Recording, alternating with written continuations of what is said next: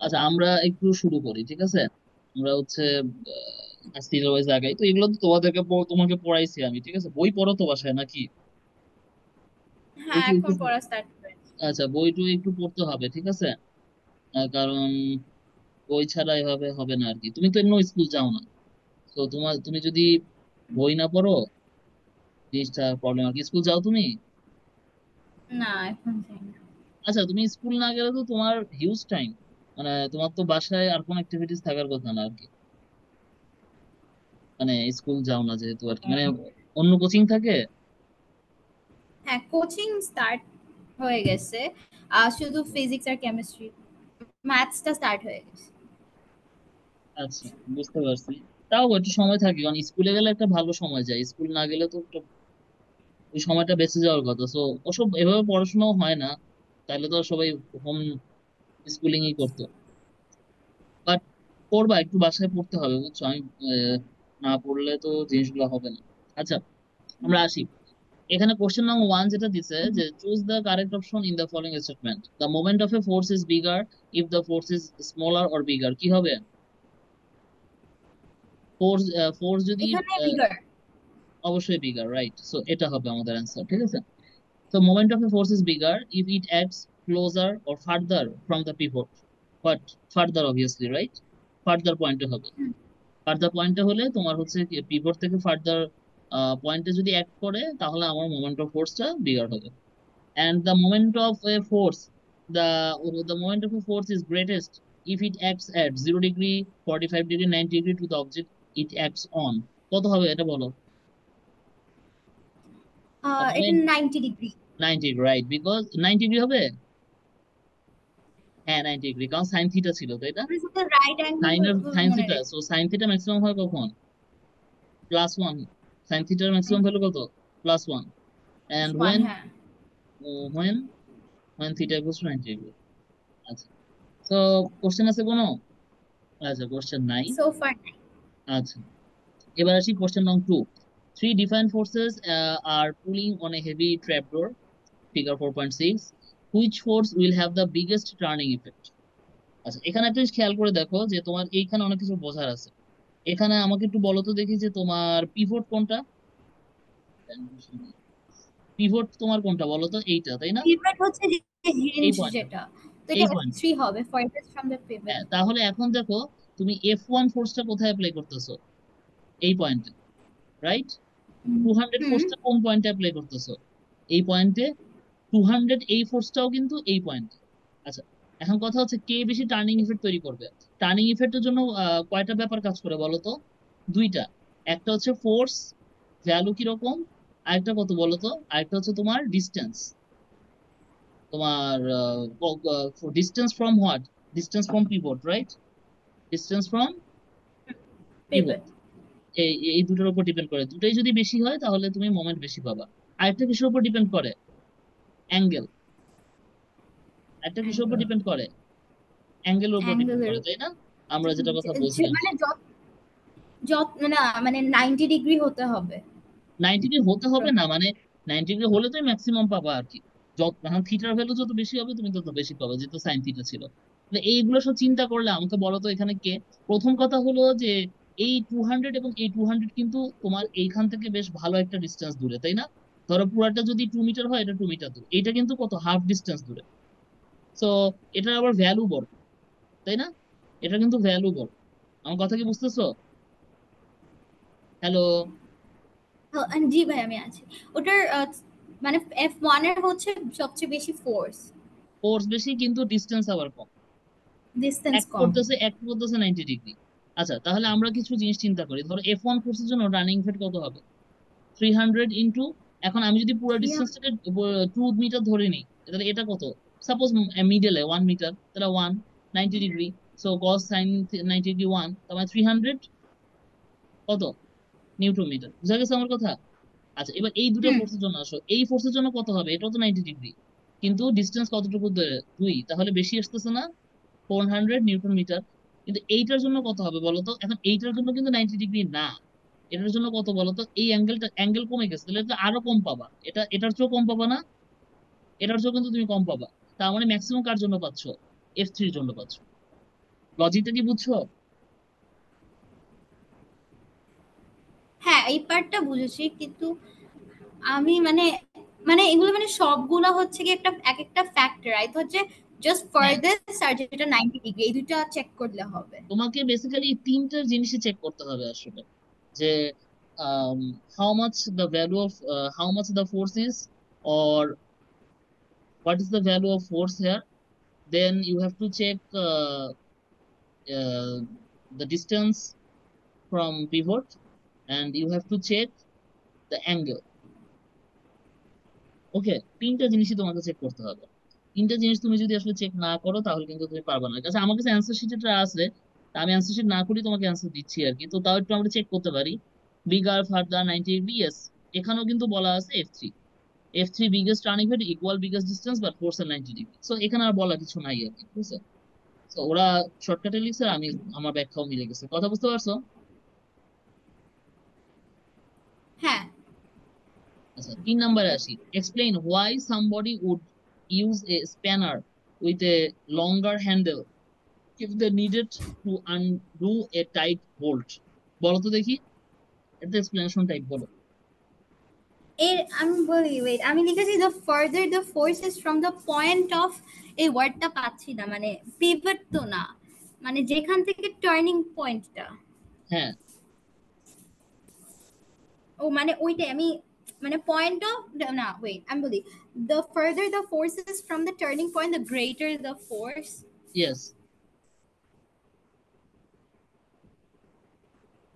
The greater the force acting, হ্যাঁ তুমি এটা লজিকটা কি, লিখেছি। কি লিখছো ওটা বলো তো কেন? তুমি নিজে মুখে মুখে বলো, আমি তোমার খাতা চেক করতেছি না, তুমি মুখেই বলো, তুমি এটা এক্সপ্লেইন করে বলো যে কেন, ভাই। আমার মতো করে একদম, এটা তাহলে তোমার পারবো। মতো করে বলো সো লাইক, ফ্রিলি, আরে এখানে তুমি যদি ইংলিশ। সো যেই পয়েন্টটাতে মানে মানে যেখানে ফোর্সটা অ্যাপ্লাই করা হইতেছে, ওইটা যদি টার্নিং পয়েন্টের থেকে মানে দূরে হয়, টার্নিং তাহলে পয়েন্ট না, পিভট অল্প পয়েন্ট থেকে আর কি। হ্যাঁ, পিভট থেকে পিভট তোমার দূরে হলে তো মানে দূরে হলে ফার্দার হলে অল্প তোমার, ফোর্স অনেক বেশি হ্যাঁ, মুভমেন্ট if it হবে। is further from the pivot then the moment will be bigger। আমরা তো কিছুক্ষণ আগে কি পড়ছি ওই জিনিসটাই। সো এটাই অ্যান্সার হবে, আমরা জানি। আচ্ছা, 4 a explain why a tree is more likely to be blown over in a stronger wind. বলো তো দেখি। এটা আমি বাংলা বলতে পারবো, বাট আমি লিখতে পারিনি তো। যখন বাংলা ইংলিশ যা উইন্ড খুশি বলো, আসবে, প্রবলেম নাই। লাইক ট্রিটা তো লম্বা, হুম, ভার্টিক্যালি উপরে, সো হুম, ওইটা যদি আমরা যদি গ্রাউন্ডটা পিভট ধরি, তাহলে তো উপরে অল্প উইন্ডে এটা ইয়েস, বেশি গ্রো রাইট। করবে। হ্যাঁ, explain why a taller tree is more likely to be blown over than a shorter tree. তোমার ব্যাখ্যা আগের ব্যাখ্যাটাই। আচ্ছা, হ্যাঁ, নতুন করে ব্যাখ্যা short. দরকার হবে না। আচ্ছা, write down in words the equation for finding the moment of a force about a point, stating carefully and use for each quantity। আচ্ছা, এটা তুমি জানো, এটা নতুন করে বলার দরকার নাই, আমরা এটা অলরেডি পড়ছি। এই যে এটা আমাদের সূত্র ছিল, ফর্মুলা ছিল, সেটাই। আচ্ছা, a bolt is tightened by applying a turning force of 30 newton to the end of a spanner. একটা ছবি দিছে এখানে, ওকে। তো এখানে force point by man 300 newton, এইদিকে হচ্ছে 50, এদিকে 30, এদিকে 40। ওকে, সো এখানে কিছু কোশ্চেন করছে, আমরা কোশ্চেন গুলোর দিকে যাই। Which of the three distance measurements should you use. আজ এইটা খুব ভালো একটা কোশ্চেন করছে। ফার্স্ট অফ অলই তুমি দেখো তোমার ফোর্সটা কোথায় অ্যাপ্লাই করতেছে, এই পয়েন্টটা না? এই পয়েন্টে তোমার কিন্তু একটা ফোর্স অ্যাপ্লাই করতেছে, রাইট? ক্লিয়ার? হ্যালো, আছো? জি ভাইয়া, আছি, আমার কথা শোনা এইটা কি যাচ্ছে না? তোমার তোমার পিভট পয়েন্ট কোনটা বলো তো? এখানে আসলে পিভট পয়েন্টটা খুব ক্রুশিয়াল। এখানে পিভট পয়েন্ট কোনটা বলো?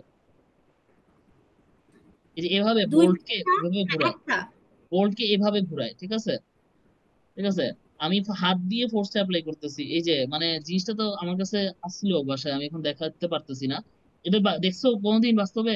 বোল্ট, নাট বল্টুর কাজ করে যারা, আহারে, মেয়েটা তো উম, দেখে নাই মানে, না এভাবে করে মানে, ঘুরায়।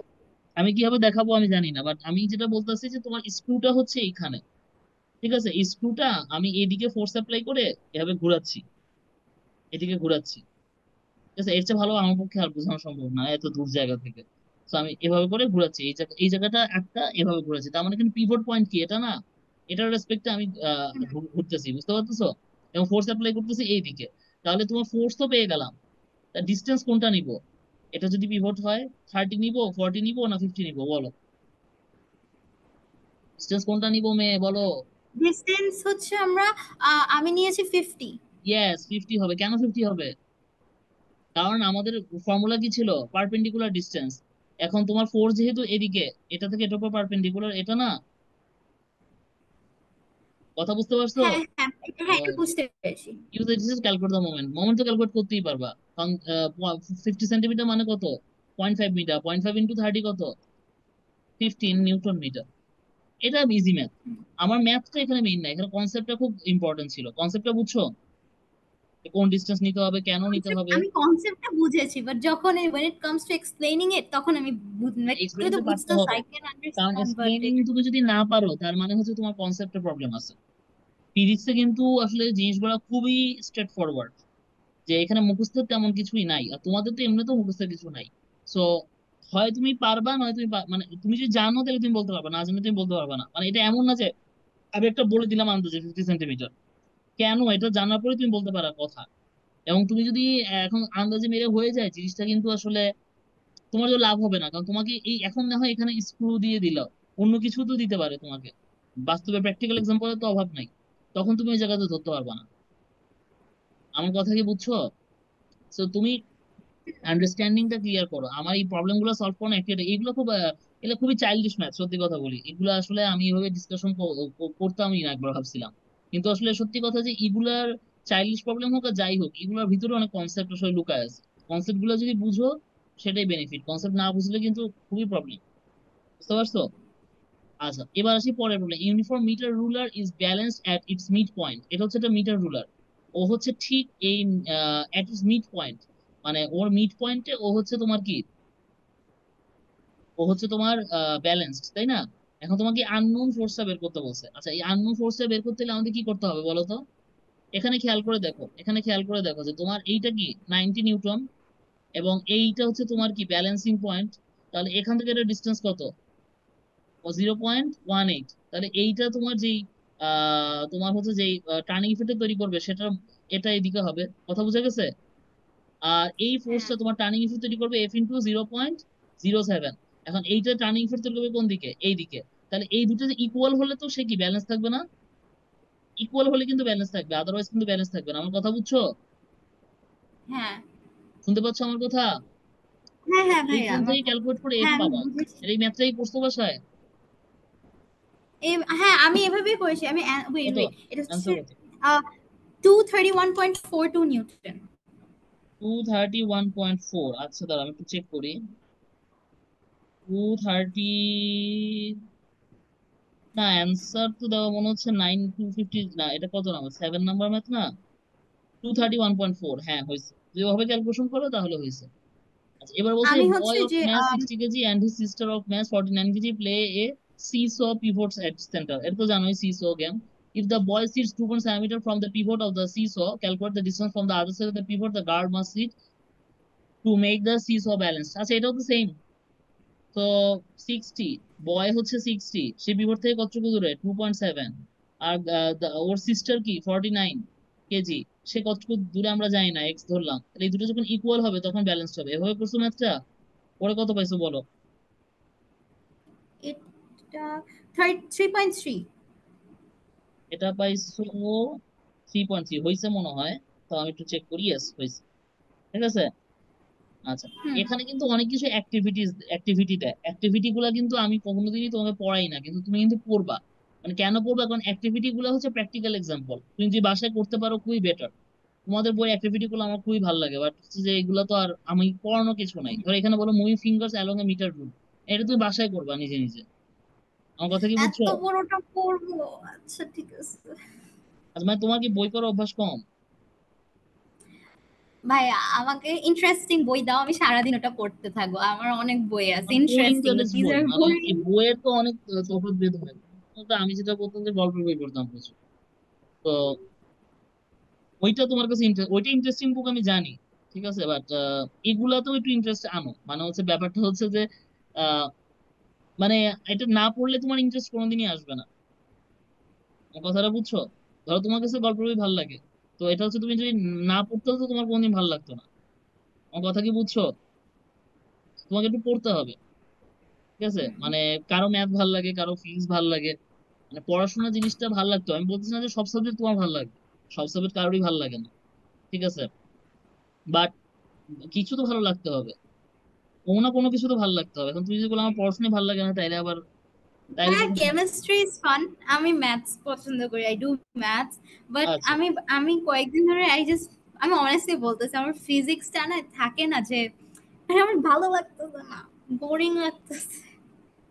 আচ্ছা, আহ আসলে এটাই বোরিং লাগার কথা না, মানে যারা সাধারণত ম্যাথমেটিক্স ভালো পারে প্লাস হচ্ছে আহ মানে এখানে একটু থিওরি টাইপের, তো হ্যাঁ মানে এখানে জিনিসগুলো থিওরি যেমন আছে আমি কনসেপ্ট জানি, গুলো আমি বুঝি। থিওরি কনসেপ্ট গুলা তো ধরো বুঝাই দিচ্ছি, এখন জিনিসগুলা এখন আমি মানে আমার কাছে মনে, আমি তো এখন তোকে দূর থেকে পড়াচ্ছি, সামনে থাকলে হয়তো অনেক এক্সাম্পল দিতাম আর একটু ইন্টারেস্টিং লাগতো, এখানে দূর থেকে পড়াই, টাইম একটু কমও হয় মাঝে মধ্যে, দূর থেকে অনেক কিছু আসলে বলাও যায় না, মানে অনেক কিছু বলা যায় না বলতে অনেক কিছু ইনস্ট্যান্টলি মাথাতেও আসে না বা দেখানোও যায় না, তো মানে এর চেয়ে বেশি তো আমি পারতেছি না, এখন তোমাকে হচ্ছে একটু ইন্টারেস্ট গ্রো করতে হবে, আর ইন্টারেস্ট গ্রোটা আমার মনে হয় যে তুমি এই অ্যাক্টিভিটি গুলো মানে তুমি যদি করো সেটাও ইন্টারেস্ট গ্রো করার কথা আর কি, ঠিক আছে, মানে গ্রো না করার কারণ কি আমি জানি না, ফিজিক্সে ইজিলি ইন্টারেস্ট গ্রো করে, ঠিক আছে, তো যাই হোক এগুলো একটু পড়বা, না পড়লে আসলে প্রবলেম। আচ্ছা, তো এই এক্সাম এগুলো তো আমরা আগের দিন সলভ করছিলাম, তো এগুলো নিয়ে খুব বেশি কথা বলতে চাচ্ছি না, আমরা এই প্রবলেমে চলে আসি। ইউনিফর্ম মিটার রুল, ব্যালেন্স এট সেন্টার। সো এখানে আবার সেম একটা ফিগার টাইপের দেওয়া আছে আমাদের, তো এখানে বলছে calculate the distance to the right of the pivot that 125 newton load needs to be placed for the ruler to be balanced.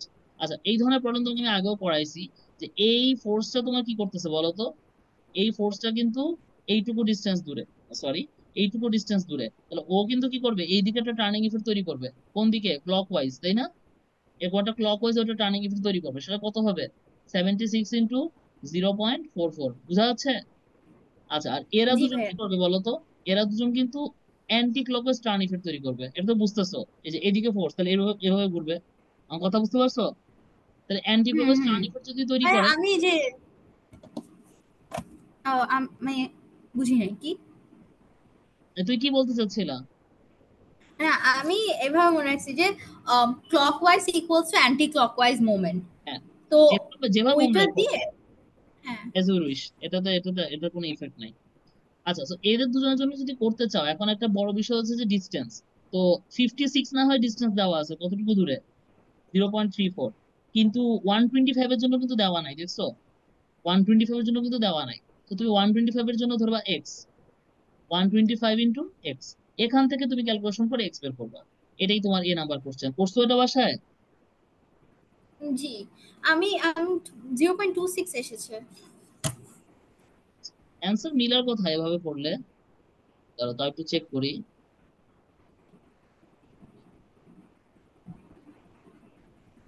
আচ্ছা দাঁড়াও, প্রবলেম করে, এটা কয় নাম্বার প্রবলেম ছিল? এটা ছিল 9 নাম্বার 9। কত 9 আসছে তোমার? 0.26।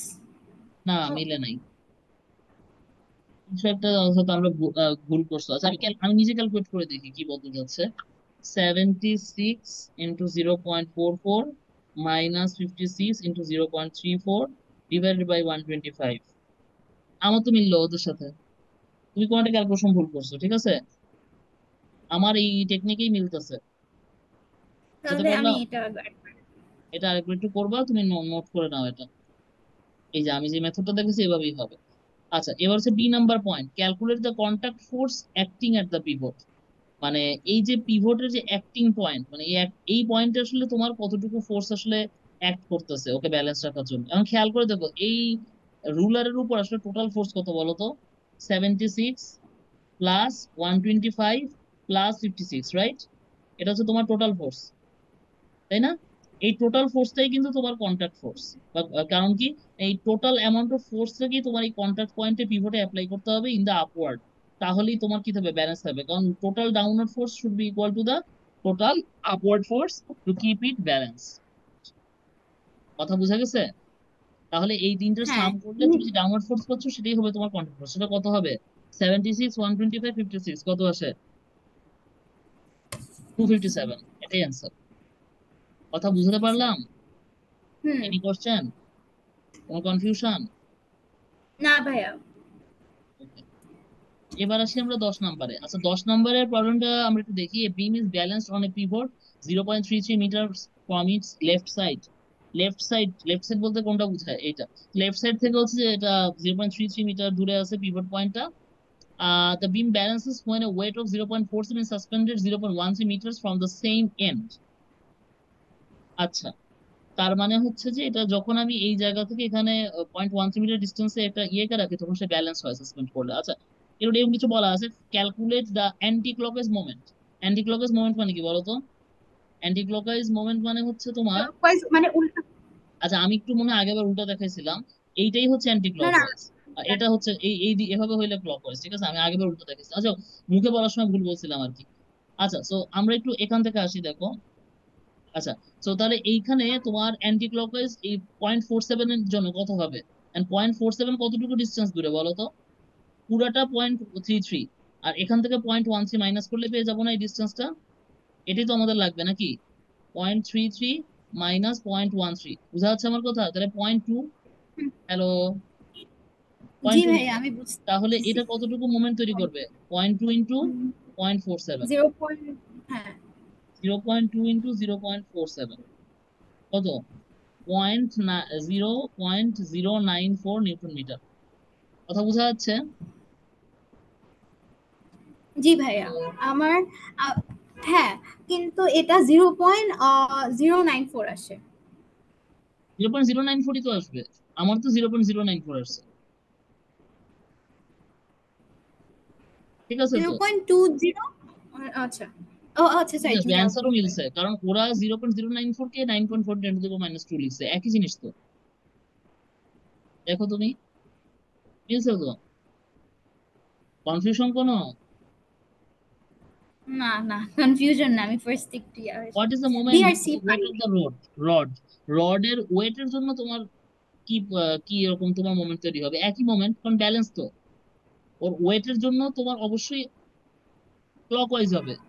এই ক্লকওয়াইজ অ্যান্টি ক্লক ইকুয়াল দেখি তো ব্যালেন্স, তাই না? তাহলে অবশ্যই এটা অঙ্কই করতে হবে, এটা অঙ্ক না করেই বলা যাবে। আমার কথা কি বুঝতে পারছো? হুম। আচ্ছা, সো জি। এ পর্যন্ত রাখলাম। Then c, the weight of the rod is 0.79 newton, calculate the position its center of gravity to the right of the pivot। আচ্ছা, এই সি নাম্বার প্রবলেমটা তুমি একটু করো, আমাকে একটা ফ্রেন্ড কল করছে, আমি আসতেছি। সি নাম্বার প্রবলেমটা তুমি করো। ওকে।